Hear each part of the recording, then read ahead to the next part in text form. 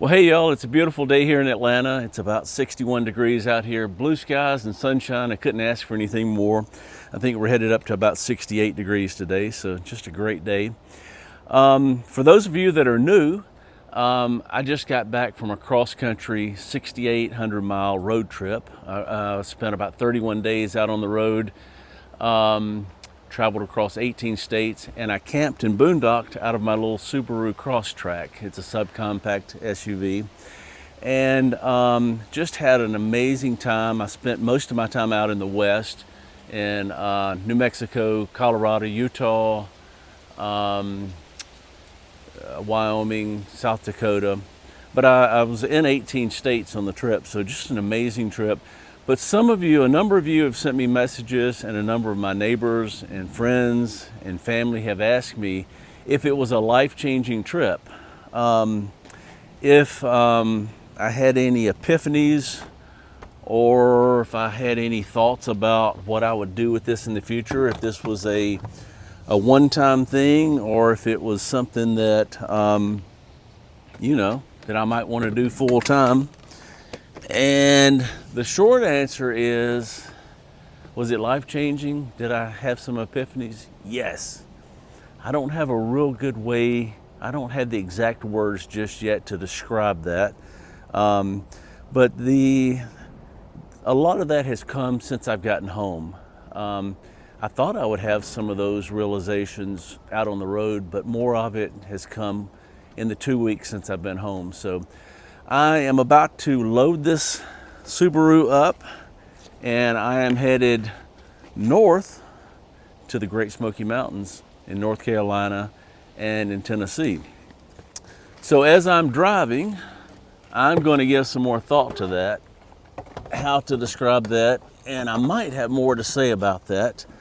But it's just one of those things that it definitely, you can't do what I did and see the magnificent things I saw, and be gone and do that for 31 days and not be impacted by it. So I'm going to talk more about that. Let's load this thing up, and we'll talk about that more on up the road. So I got the bed platform in.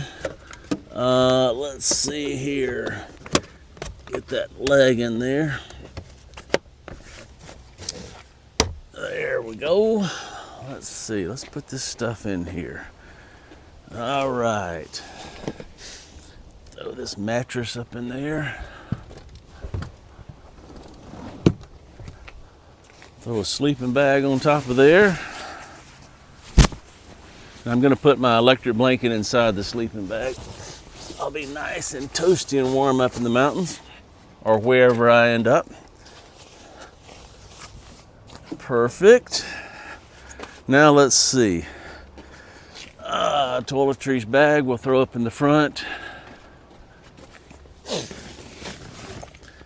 There we go. All right, let's see. Got our window covers. I'm gonna put, let's see, I'm gonna put half of them up here.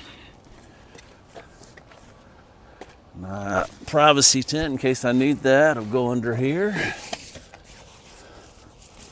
All right. Throw these window shades up in here. I just made in case you missed it, I just made a video about how I made all the blackout window shades. Actually, I didn't. I have an old video. I put it in the playlist. And I changed the thumbnail so it's obvious which one it is. So if you want to look back, it's like 9 months back, so it shows exactly how I made the window shades. A lot of people have asked about that. I'm not going to take any solar panels this time. I didn't use them at all on the last trip. I'll be charging off the car from the alternator. All right, let's see. Let's load this stuff in. Put this one up here. I use some bungee cords to attach it all so it doesn't all slide forward. All right, got a pillow we'll throw up there. What else? Now the food and stove and fuel and all that stuff. Let's load it in this way. These are 7-gallon totes with the yellow lid, and then I've got a couple with the red lid that are 5-gallon totes. And all that together fits like Legos, just perfect, like a puzzle. Fits perfect. All right, let's see. This one needs to go there. This one there. All right. And these two back here. Got my boots, hiking boots. Gonna do a little hiking up in the Great Smoky Mountains National Park, I hope. That's the plan, at least.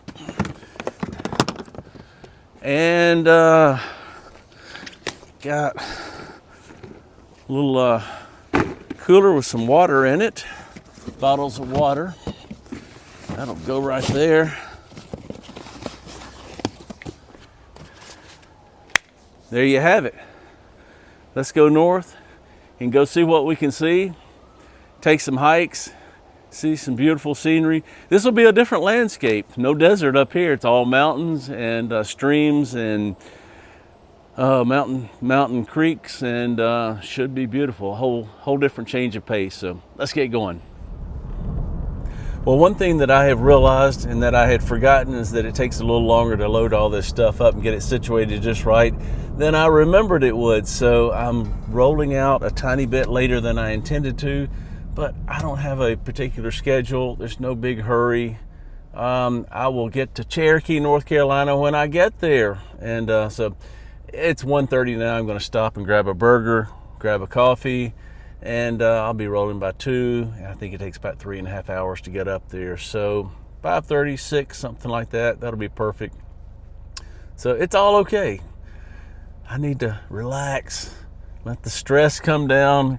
I've got schedule, got to go, but there's really no hurry, is there? So anyway, all right, we're going to get on the road, rolling here in just a minute. Well, it's been a beautiful drive this afternoon. The leaves are starting to change. They're not quite as pretty as they usually are. I think we might have had a little too much rain this year. We don't have the real bright, vibrant yellows and oranges and reds that we often have, but they're still pretty. You can see there's some orange and yellow coming through here, and I'm sure it's going to be pretty up in the national park. But it's been just a gorgeous afternoon to be out traveling. I've come up through North Georgia, up through LJ, Georgia, and Blue Ridge, Georgia. I've just come through Andrews, North Carolina, and Murphy, North Carolina. I came past Robbinsville, and we'll come past Bryson City up here in a few minutes, and then on into Cherokee in about 45 minutes. So just a beautiful drive. Lots of traffic, y'all. East Coast, the East Coast, there's too many people, way too many people. A lot of these small towns I've endured traffic jams in the tiniest of towns. It's kind of crazy, but it doesn't get much more peaceful than this. I'm at the Nantahala National Forest in North Carolina. This is a roadside pull-off. This is called Patton's Run Overlook, and I just pulled over here, and I'm just blown away by the scenery. We got the beautiful fall leaves in the background. Got the white caps on the. I don't know if this is a creek or a river, but it's just gorgeous, and it's about as peaceful as you can get out here. Just a beautiful, gorgeous day, and just wanted to share that with you. This makes the trip worthwhile right here, no matter what else we see. So yeah, this is cool. Actually, I saw another pull-off back down the road. I think I'm going to go back down there and check that out as well. So. Well, y'all, to get back to the topic we started the video out with, where I said that people were asking me if my 2 cross-country road trips had been life-changing, if I'd had any epiphanies, if I might want to change my life after coming back from those trips and experiencing that. And they were just amazing trips, and they did impact me big time. Seeing places like this, you can see that 2 weeks after being back from my big trip, I'm back on the road and back out in nature seeing stuff like this. This is what I want to see. I don't want to sit in a house and see 4 sheetrock walls. I want to see this stuff. And yeah, it changed me. There's no doubt. I can't get it out of my head. you know, I've been intrigued for a long, long time with people that do van life and full-time nomads and full-time RVers. And, you know, sometimes something's set in motion that you can just say, well, it's just something that you can't quite stop. And I think that's what this is. I think that it's my future. I don't know exactly how soon that can happen or exactly how it happens. It wouldn't be full-time in a little tiny Subaru. It'd be something different. But I think I'm headed that direction. I want to get out the rest of my life, whatever years I have left. And remember, I told you that I've got a whole lot of people in my life that fell over dead in their 50s and 60s, and I'm about to turn 61.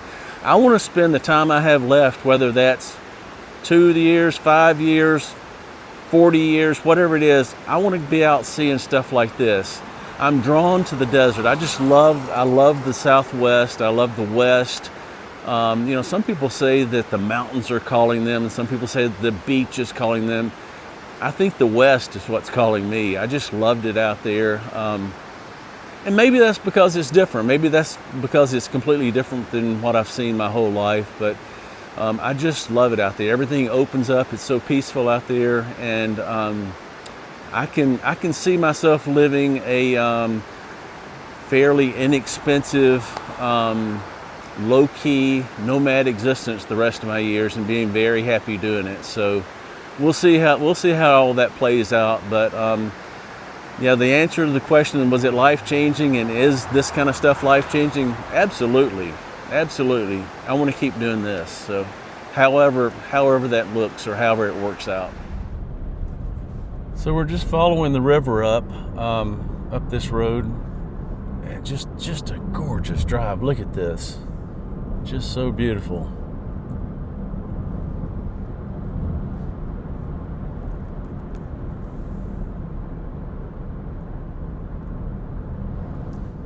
This is just incredible up through here. Yeah, I remember coming up these roads as a child. We came up this way on the way to Gatlinburg a time or two, and I remember we stopped a time or two, and how cool it was to be right along the river here. But I had forgotten how peaceful this is. This is really something. All right, y'all, we're off on a country road going down in the boondocks looking for a camping spot. There's the river over there. There's a free camping spot down here, I think, on the river. We're gonna go see if we can find it. It's getting a little late in the day. I need to get landed.